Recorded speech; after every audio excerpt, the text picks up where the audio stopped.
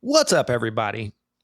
Less than 1,000 years ago, the world was visited by a series of calamities that are truly hard to imagine in our modern world. What's even harder to imagine, after you've heard what I've got to say here, is how you've never heard of this before. But I've got some answers for that too. So, look, I'm not guessing about what happened here. This is some of the only primary source surviving documents. Just to get the scale of what we're talking about here, if it was so favorable as to leave a third part of men alive in some few places, in others, it took 15 out of 16. In more, it extirpated the human race and laid waste some places as Arthemusia. You guys remember the famous city Arthemusia? No? Exactly. It's gone. In the eastern parts, departed in 1 year 23,840,000. The Venetians lost 100,000. In Florence, in 1 year, 60,000. In Germany, 1,244,000. So the places that were lucky only had a third of the people left. But they say Venice here was down 100,000 people. Now, this was 700 years ago, give or take. And you shouldn't think that there's anything primitive about this society. They didn't need cars, they had boats. They base movies like Game of Thrones off of the aristocracy at this time. But the way they've just hidden this in plain sight is they told everybody, oh, it's just Yersinia pestis, the old Black D. And since we had an explanation for it, and since that's a topic you don't really want to dig into because, hey, what is there to learn? You catch the thing and get the buboes and you check out. It's an ugly thing you don't want to know. But that's far from all that was going on at the time. There were famines. This was followed by terrible inundations, storms and tempests, by fearful meteors of flames and fire in the air.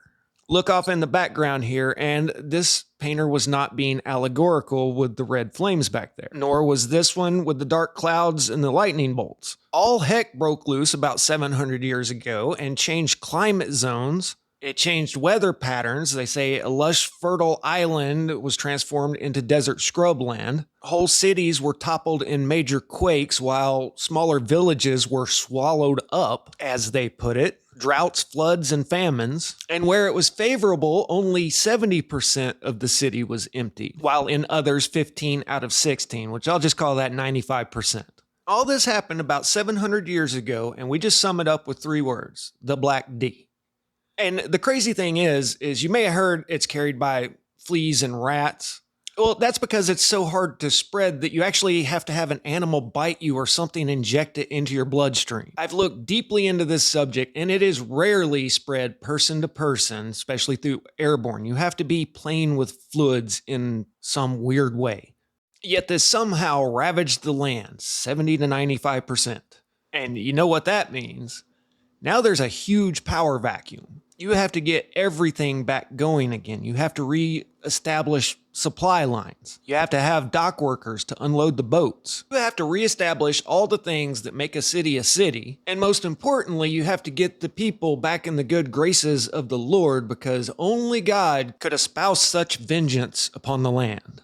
So let me show you the history that should have been taught to you if they wanted you to actually understand history. And then we'll get into the first-hand accounts of what actually happened. So around 700 years ago, we can get into dating specifics at another time. We went into an earth change cycle that literally set the world back 1,000 years. Forget the Library of Alexandria. It came on really strong, devastating nations, and then tapered off into the Little Ice Age. The power vacuum that was created was filled by the Catholic Church. Everybody's heard of the Inquisition, right? Where if you got caught with the wrong book, well, you'd get torched.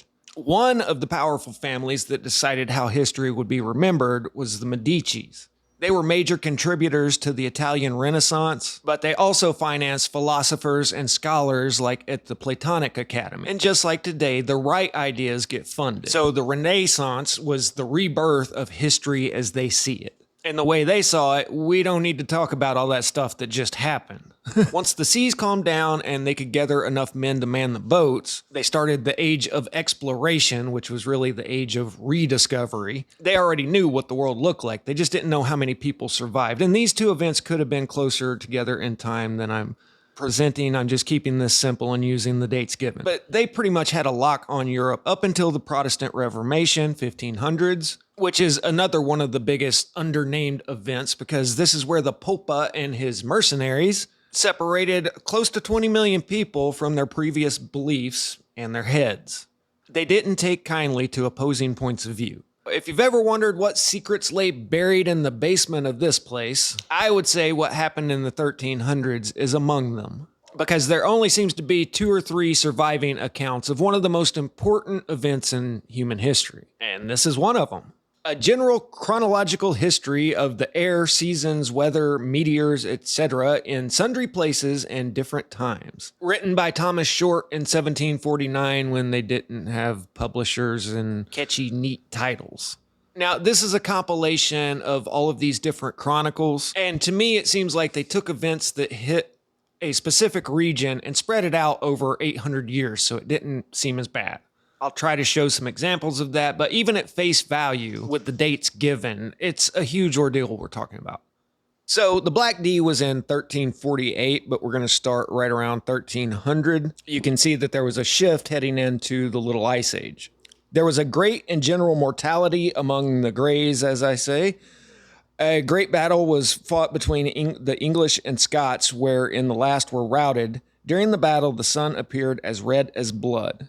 November 30th at Riot, central Italy, in the neighborhood, an earthquake threw down many buildings. It lasted at times several days. In Burgundy was a great fight or battle of dogs wherein 3,000 were all off but one. There's quite a few strange things like that happen. So the dogs all just lost it and went straight Highlander. There can be only one. In Britain and Ireland, the greatest quake had been known and followed by a prodigious large comet. December, a hurricane, then a great calm, dear and hot, so everything got stagnant air for a while. And after that, great floods. In this one year, 48 quakes.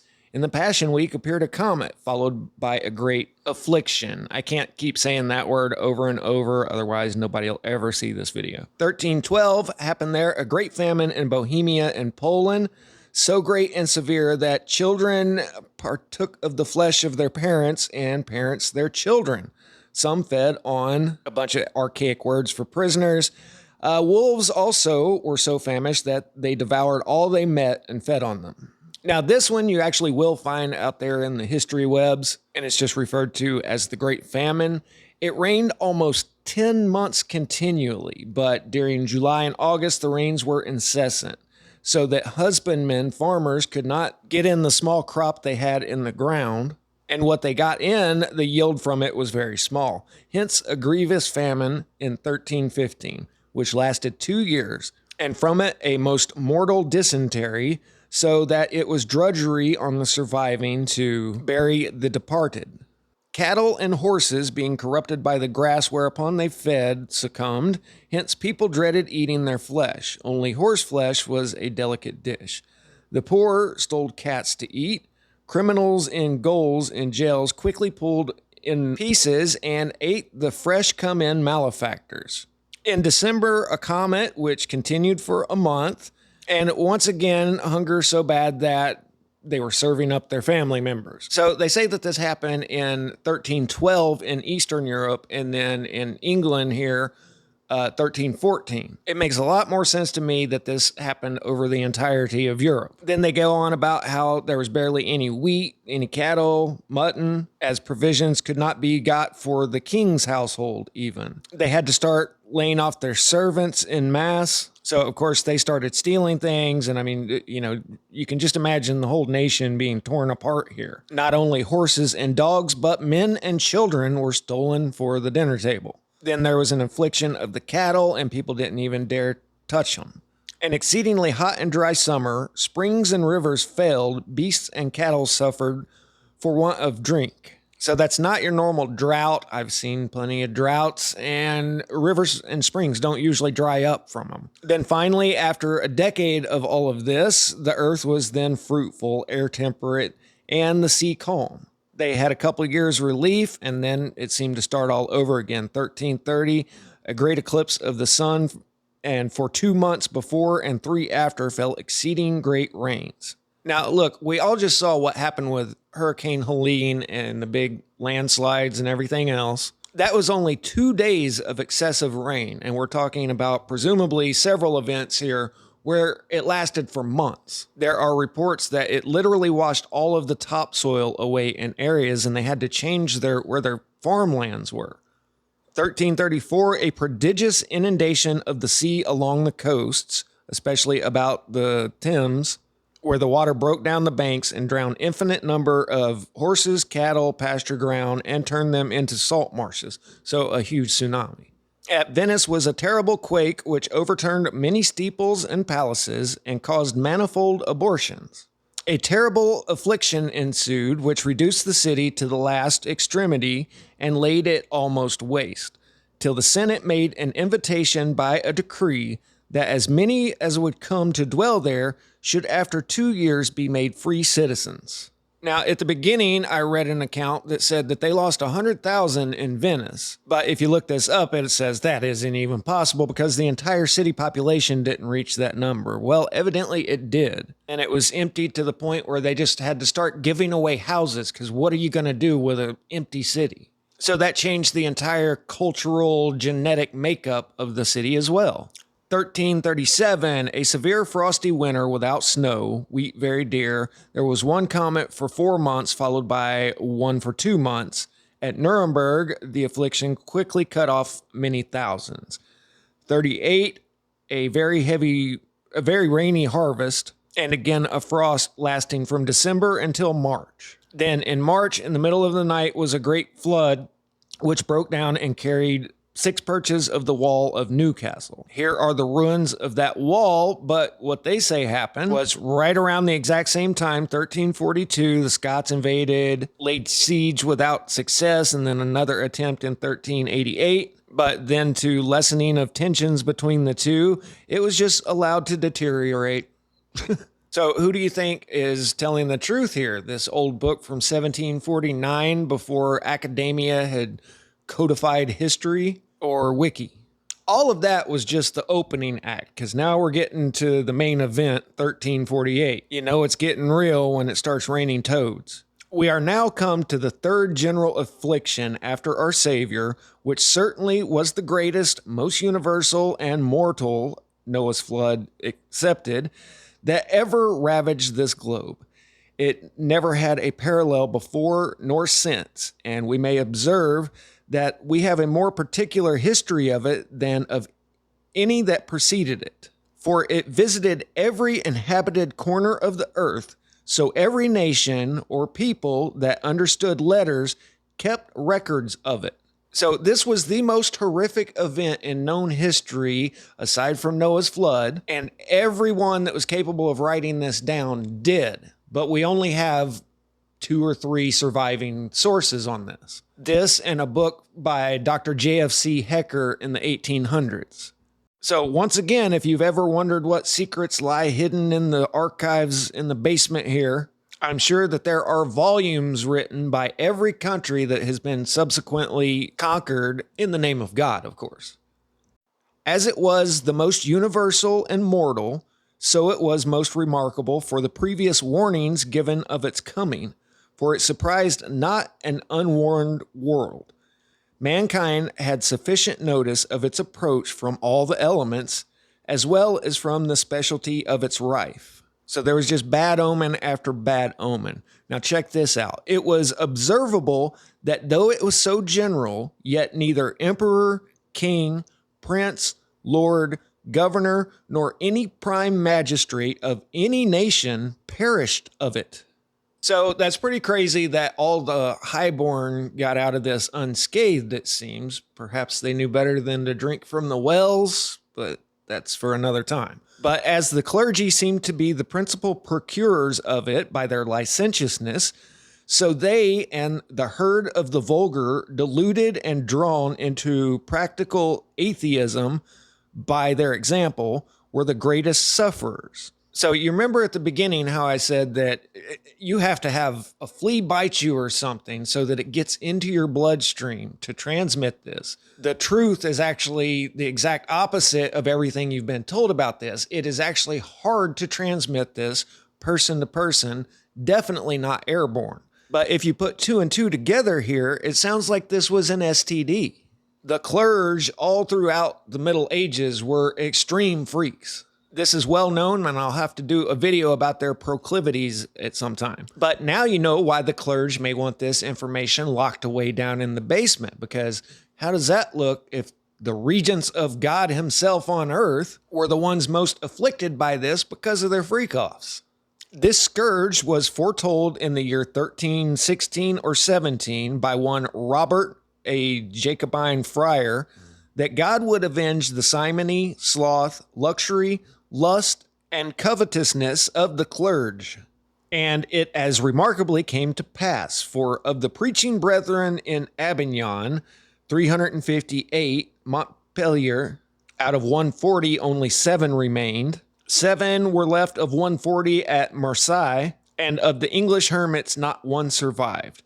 Of this affliction passed 12,444,334 barefooted monks. I don't think it's their feet that needed to be wrapped up, if you know what I'm saying.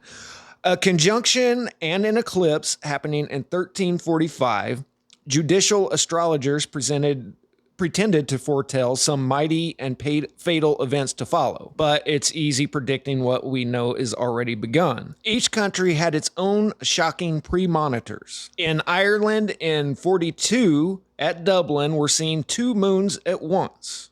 Yeah, that might get your attention, and they know what comets and meteors are. They mention them all through this book, but they're saying that there were 2 moons. In England, the year it came hither, 1347, it rained from Christmas till midsummer without one fair day, hence great floods. So once again, just incessant rains. And I don't know if this just happened every decade or so, or if it's all just getting thrown in the same bag. In France, besides the rains, in August was seen a terrible comet called Negra, the Black Comet. And that's one we'll definitely talk about on down the line. In December, appeared over Avignon for the space of an hour a pillar of fire, the sun being up. So it wasn't the sun. There was a pillar of fire over the cathedral in Avignon. There were many great earthquakes, tempests, thunder and lightning. Several towns, villages, mountains, and thousands of people were swallowed up. Mountains swallowed up. Just think about that one for a second. The courses of rivers were stopped. Some chasms in the earth sent forth blood, as at Villach in Austria. Terrible showers of hail, each stone weighing from 1 to 8 pounds. Abortions in all the countries. Once again, something about this affected women in their pregnancies. In Germany, it rained blood. In France, blood gushed out of the graves and stained the rivers crimson. Comets, meteors, fire beams, corruptions of the air, mock suns, the heavens on fire. In Lamech in Upper Asia, it rained blood for 3 days together. But a particular detail of the general and particular premonitors of this judgment and the particular sufferings of the clergy by it were too great a subject for one whole volume. So they couldn't even fit all of this stuff into one book. But now there are only 2 surviving accounts of this ever happening. And we're really just starting to scratch the surface of it. But you get a good idea of what's going on here. So does this sound like a little Yersinia pestis? Some little flea bites? No. This is the greatest cataclysm to ever hit the earth. In this world age, at least. This is what ended the ancient world, in my opinion, and began our modern era. In future videos, I'll talk about how they invented the Dark Ages to spread this out over 800 years to make it sound like it wasn't that bad. But really all they did was they took all of the eastern countries of the Mediterranean and said it happened in the 536 AD events, and then the western half happened in the 1300s. It's really that simple. The clergy had an absolute lock on education for a couple hundred years, and the Protestant Reformation tried to bust away from that, and I'm sure they had some surviving knowledge of what had actually happened here. So they were eliminated en masse, and then the Jesuits managed to, over the course of hundreds of years, come to dominate academia and the colleges and teach everyone their version of history. You know that at one point in England, it was punishable by guillotine for a Jesuit to get caught teaching there. Why such a severe punishment? Because they were rewriting history. So there's a lot more to this. I know a lot of you guys have already heard me on this and know my work on it. But on the off chance this actually gets out to some new people and you're new to all this, subscribe, hit like, stick around for a while because you're going to learn a whole new history. And this isn't like most online groupthink experiments. This is all verifiable, and then everything fits into place once you understand this. There's nothing confusing at all about the last 700 years on Earth if you understand this happened 700 years ago and then got buried down in the basement here. Anyway, I hope you guys enjoyed it. I'll catch you on the next one. Static out.